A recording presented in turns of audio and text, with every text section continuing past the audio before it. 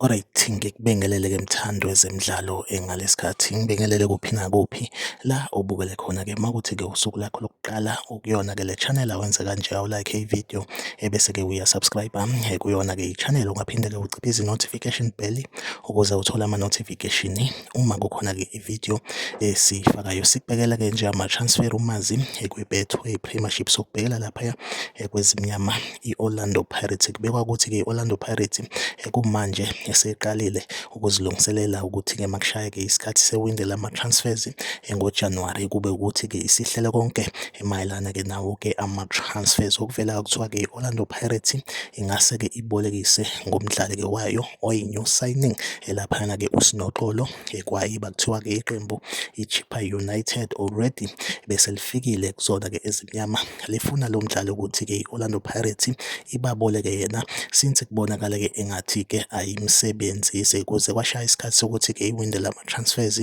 livalwe ngomhla ka-22 September. Kungenzakalanga lokhu kodwa-ke kuthiwa-ke kungase-ke kwenzeke laphaya ngewindi lama-transfers ngoJanuwari if kuwukuthi-ke i-Orlando Pirates lo mdlali-ke isamshikishisa ibhentshi okanye ayim-include kusona-ke isquad esisuke sizodlala imidlalo-ke yalo-ke ibhakabhaka. Iyona update nje engiyiphethe-ke njengamanje, like ividiyo usubscribe kuyona-ke i-channel, mina nawe asihlangabezane kwividiyo elandelayo, nisale kahle.